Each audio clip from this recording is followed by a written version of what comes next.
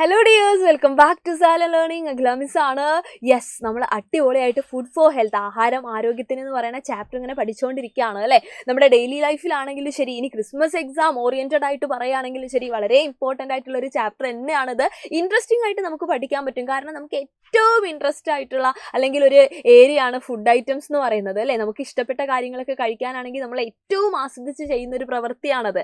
എന്നാൽ ഇഷ്ടപ്പെട്ട ഫുഡ് മാത്രം കഴിച്ചാൽ മതിയോ എന്ന് ചോദിച്ചു കഴിഞ്ഞാൽ പോരാ അല്ലേ. നമ്മുടെ ഫുഡിൽ നമ്മൾ ഇൻക്ലൂഡ് ചെയ്യേണ്ട കുറേ ആളുകളുണ്ട്. അതിൻ്റെ ഇമ്പോർട്ടൻസ് ആണ് ആക്ച്വലി ഈ ഒരു ചാപ്റ്ററിൽ കംപ്ലീറ്റ് ആയിട്ട് നമ്മൾ പഠിച്ചുകൊണ്ടിരിക്കുന്നത് അല്ലെങ്കിൽ പഠിക്കാനായിട്ട് പോകുന്നത് അല്ലേ. അപ്പോൾ നമ്മൾ നോക്കുകയാണെങ്കിൽ ന്യൂട്രിയൻസിനെ പറ്റി, പോഷകങ്ങളെ പറ്റി ഓൾറെഡി ഒരു മുന്നേയുള്ള വീഡിയോയിൽ മിസ് പറഞ്ഞു തരുന്നുണ്ടായിരുന്നു. അതായത് നമ്മുടെ ഫുഡിൽ നമ്മൾ ഇൻക്ലൂഡ് ചെയ്യേണ്ട ആളുകളാണ് കാർബോഹൈഡ്രേറ്റ്, ധാന്യകങ്ങൾ, അതുപോലെ പ്രോട്ടീൻ, മാംസ്യം, ഫാറ്റ് അല്ലേ, കൊഴുപ്പ്, നമ്മുടെ വിറ്റാമിനുകളും ധാതുക്കളും, ഇതിൻ്റെയൊക്കെ അപ്പുറത്തേക്ക് ജലവും, അതുപോലെ തന്നെ എന്താണ് നാരുകൾ അടങ്ങിയിട്ടുള്ള ഫുഡ് അല്ലേ, ഫൈബേഴ്സ് ഒക്കെ നമ്മുടെ എന്താണ് ഭക്ഷണക്രമത്തിൽ നമുക്ക് വേണ്ട ആളുകളാണ്. അപ്പോൾ ഓരോരുത്തരെ ആയിട്ട് വളരെ ഡീറ്റെയിൽഡ് ആയിട്ട് തന്നെ ഈ ചാപ്റ്ററിൽ നമ്മൾ പഠിക്കുന്നുണ്ടായിരുന്നു. സോ ഇന്ന് മിസ് വന്നിട്ടുള്ളത് ഇതിൽ പ്രധാനപ്പെട്ട ഒരാളെ മക്കൾക്ക് പരിചയപ്പെടുത്താനായിട്ടാണ്. അപ്പോൾ ഇതാ ഈ ഒരു പിക്ചർ നോക്കിക്കഴിഞ്ഞു കഴിഞ്ഞാൽ മക്കൾക്ക് മനസ്സിലാവുന്നുണ്ടാവും അല്ലേ. ഇവിടെ ഇതാ ഈ ഒന്നാമത്തെ പിക്ചർ എന്ന് പറയുന്ന സമയത്ത് ആ കുട്ടിയെ നോക്കുകയാണെങ്കിൽ ആ കുട്ടിയുടെ കൈയും കാലും ശരീരവും ഒക്കെ നോക്കിയാൽ നമുക്ക് മനസ്സിലാവും കൃത്യമായിട്ടുള്ള വളർച്ച ആ കുട്ടിയിൽ നമുക്ക് കാണാൻ പറ്റുന്നില്ല അല്ലെ. ഒരു ഗ്രോത്തോ അല്ലെങ്കിൽ അവരുടെ എന്താണ് ഒരു വികാസമോ ഒന്നും നമുക്ക് അവിടെ എന്ത് ചെയ്യാൻ പറ്റുന്നില്ല, കാണാൻ പറ്റുന്നില്ല. എന്നാൽ രണ്ടാമത്തെ കുട്ടിയിലേക്ക് പോകുന്ന സമയത്ത് മിസ്സി പറയുന്നത് യൂണിഫോമിന്റെ കാര്യവും ബാഗിന്റെ കാര്യവും ഒന്നുമല്ല. പക്ഷെ നിങ്ങൾ ആ കുട്ടിയുടെ ശരീരം നോക്കുകയാണെങ്കിൽ നമുക്ക് പറയാൻ പറ്റും ആ കുട്ടിയിൽ കൃത്യമായിട്ടുള്ള ഗ്രോത്ത് ആൻഡ് ഡെവലപ്മെന്റ് നടന്നിട്ടുണ്ട് അല്ലെ. കൃത്യമായിട്ടുള്ള ശരീരത്തിന്റെ ഒരു ശാരീരിക വളർച്ചയും അതുപോലെ വികാസവും ഒക്കെ നമുക്ക് എന്ത് ചെയ്യാൻ പറ്റുന്നുണ്ട്, വിസിബിൾ ആണ്, നമ്മൾ നോക്കുന്ന സമയത്ത് കാണാൻ പറ്റുന്നുണ്ട്.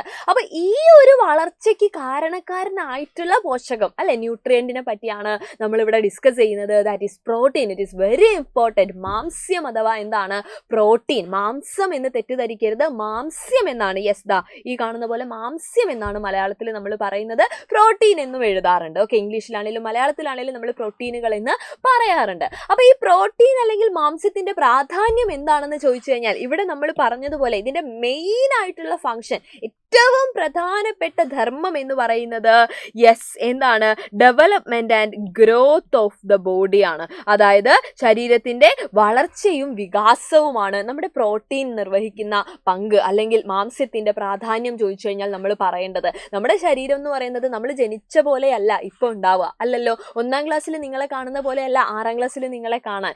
ബാക്കി എല്ലാ കാര്യത്തിലും ചേഞ്ച് വന്നതുപോലെ തന്നെ നിങ്ങൾ വളർന്നിട്ടുണ്ട് അല്ലെ, നിങ്ങൾ വലുതായിട്ടുണ്ട് എന്ന് നമ്മൾ പാരൻസ് ഒക്കെ പറയുന്നത് കേൾക്കാറില്ലേ. നീളം വെച്ചു അല്ലെങ്കിൽ തടി വെച്ചു അല്ലെങ്കിൽ എന്താണ് യെസ് ഈ കുട്ടി നമ്മൾക്ക് എന്താണ് വളർച്ച വരുന്നുണ്ട്, അപ്പൊ നിങ്ങൾ വളരുന്ന പ്രായമായതുകൊണ്ട് തന്നെ കുറെ ഫുഡ് കഴിക്കണം, ആവശ്യത്തിന് എല്ലാം കഴിക്കണം എന്നൊക്കെ വീട്ടിൽ നിന്ന് കേൾക്കാറില്ലേ. അപ്പൊ അതിൽ പ്രധാനപ്പെട്ട ആളാണ് നമ്മുടെ പ്രോട്ടീൻ അഥവാ മാംസ്യം എന്ന് പറയുന്നത്. ഓക്കെ, അപ്പൊ നമ്മുടെ വളരാൻ വേണ്ടിയിട്ട് വളരുന്ന പ്രായത്തിലൊക്കെ നമ്മുടെ ഫുഡിലൊക്കെ ഇത് നമ്മൾ എന്ത് ചെയ്യേണ്ടതുണ്ട്, ഇൻക്ലൂഡ് ചെയ്യേണ്ടതുണ്ട്. അതിന് കാരണം പറയുന്ന സമയത്ത് നമ്മുടെ ശരീരത്തിന്റെ വളർച്ചയിൽ തന്നെ പ്രധാനമായിട്ടും എന്താണ് യെസ് നമുക്ക് അറിയുന്ന കാര്യമാണ് അല്ലെ, കോശങ്ങൾ, സെല്ലുകൾ കൊണ്ടാണ് നമ്മുടെ ശരീരമൊക്കെ നിർമ്മിച്ചിരിക്കുന്നത് എന്ന് മക്കൾ പഠിച്ചിട്ടുണ്ട്. ആ കോശങ്ങളുടെ വളർച്ചയ്ക്ക്, അതിന്റെ ആരോഗ്യത്തിന് ഈ പറഞ്ഞ പ്രോട്ടീൻ അല്ലെങ്കിൽ മാംസ്യം അത്യാവശ്യമാണ്. നമ്മുടെ ഹെയറിന്റെ കാര്യമാണെങ്കിലും നമ്മുടെ ശരീരത്തിൽ ഒരുപാട് ഡൈജസ്റ്റീവ് ജ്യൂസ് അല്ലെ, ദഹന രസങ്ങളൊക്കെ ഉണ്ട്. അതിൻ്റെയൊക്കെ പ്രൊഡക്ഷന് പിന്നിലാണെങ്കിലും ഒക്കെ നമ്മുടെ മാംസ്യത്തിന് പ്രോട്ടീന് വലിയ പങ്ക് തന്നെയുണ്ട്. അപ്പോൾ ഓർത്തു വയ്ക്കുക, മെയിൻ ആയിട്ടുള്ള ഫംഗ്ഷൻ എന്ന് പറയുന്നത് എന്ത് തന്നെയാണ്, ഗ്രോത്ത് ആൻഡ് ഡെവലപ്മെന്റ് അല്ലെ, വളർച്ചയും വികാസവുമാണ്. അപ്പോൾ അതിന് വേണ്ടിയിട്ടാണ് പ്രോട്ടീൻ റിച്ച് ആയിട്ടുള്ള മാംസ്യം അടങ്ങിയിട്ടുള്ള ആഹാരം നമ്മൾ എന്ത് ചെയ്യുന്നത്, നമ്മുടെ ഡയറ്റിൽ ഇൻക്ലൂഡ് ചെയ്യുന്നത്. ഇനി ഇതിനൊരു രണ്ടാമത്തെ ഒരു എന്താണ് ഫംഗ്ഷൻ കൂടെ ഉണ്ട്. അതായത് നമ്മൾ സൈഡ് ബിസിനസ് എന്നൊക്കെ പറയുന്ന പോലെ ഇതിന് വേറൊരു ചെറിയ പ്രാധാന്യം കൂടെ നമ്മൾ പറയുന്നുണ്ട്. അതായത് നമ്മൾ പഠിച്ചിട്ടുണ്ട് കാർബോഹൈഡ്രേറ്റുകൾ, ധാന്യങ്ങളാണ് നമുക്ക് വേണ്ട എനർജി തരുന്നത് അല്ലെ, ഊർജം തരുന്നത്. അത് കാർബോഹൈഡ്രേറ്റ് പഠിച്ച സമയത്ത്, ധാന്യകം പഠിച്ച സമയത്ത് മക്കൾ പഠിച്ചിട്ടില്ലേ, മുന്നത്തെ ഒരു വീഡിയോ ഒക്കെ മക്കൾ കണ്ടിട്ടുണ്ടാവും അല്ലെ. പക്ഷേ അതേപോലെ നമ്മുടെ കാർബോഹൈഡ്രേറ്റ് ഇല്ലാത്ത സമയം വന്നു എന്ന് വിചാരിക്കുക, നമുക്ക് ഫുഡിൽ എന്തില്ല, ധാന്യകമില്ല.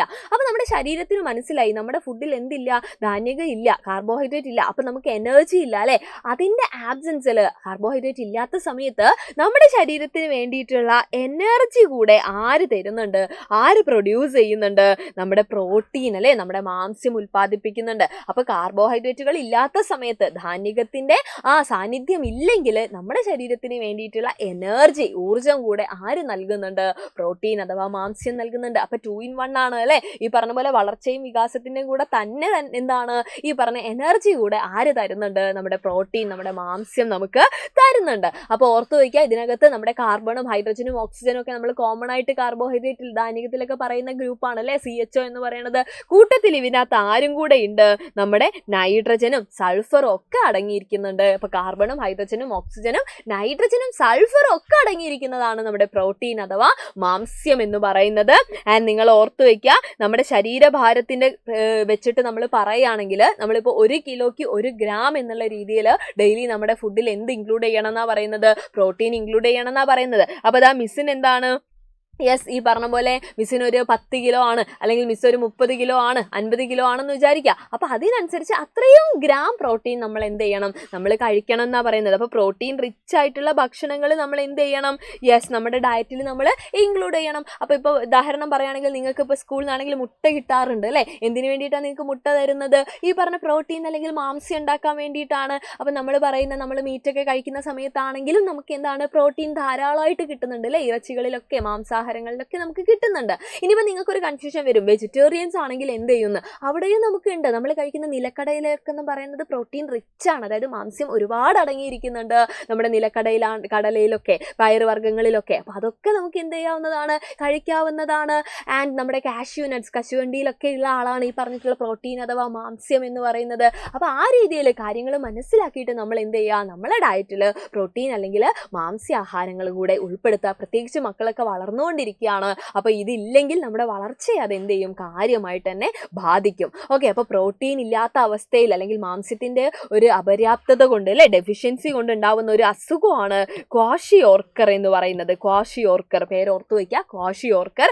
അപ്പൊ എന്താണ്? It is a disease caused by the deficiency of protein. Protein deficiency, അതായത് മാംസ്യം ഇല്ലാതിരിക്കുക അല്ലെ, മാംസ്യം കുറഞ്ഞു പോവാണ് ശരീരത്തിൽ.